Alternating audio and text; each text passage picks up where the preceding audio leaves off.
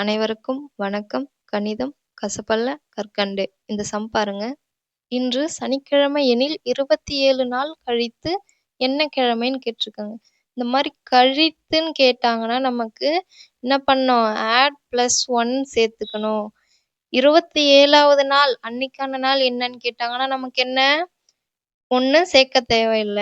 இந்த மாதிரி கழித்து அப்படின்னு கேட்டாங்கன்னா, +1 ஆட் பண்ணிக்கணும். அப்ப 27 நாள்னா 28வது நாள் என்னன்னு கண்டுபிடிக்கணும்.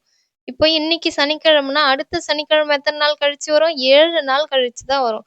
அப்ப நம்ம இத 7ஆல டிவைட் பண்ணிப்போம். 7ஆல டிவைட் பண்ணனா 28ல எத்தன 7 இருக்கு? 4 7 28. ரிமைனிங் நமக்கு 0. 0னா என்ன சொல்லியிருக்கோம்? அன்னைக்கான கிழமை தான் நம்ம 0ன்னு எடுத்துப்போம். அப்போ 28வது நாள், அதாவது 27 நாள் கழித்து நமக்கு என்ன கிழமைனா 0னா சனிக்கிழமை தான் இருக்கும்.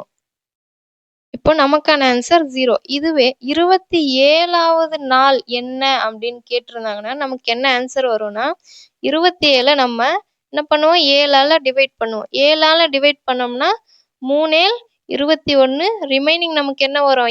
7ல 1 போச்சுன்னா 6, 2ல 2 போச்சுன்னா 0. 6 இருக்கு. இப்ப 6 என்ன பண்ணுவோம்? 0லேருந்து எழுதுவோம். 0 1 2 3 4 5 6. இப்போ 0ன்றது என்னது? சனிக்கிழமை.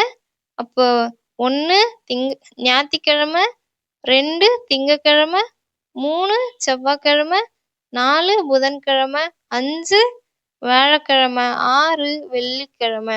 அப்போ 27வது நாள் என்ன அப்படின்னு கேட்டிருந்தாங்கன்னா, நமக்கு என்ன வரும்? வெள்ளிக்கிழமை வரும். இந்த மாரி தான் கேலண்டர் சம்ல கொஸ்டின் கேட்டாங்கன்னா, நம்ம சால்வ் பண்ணணும். இப்ப இந்த கொஸ்டினுக்கு 27 நாள் கழித்து என்ன கிழமைனா சனிக்கிழமை. 27வது நாள் என்ன கிழமைனா வெள்ளிக்கிழமை. இதுதான் நமக்கான ஆன்சர்.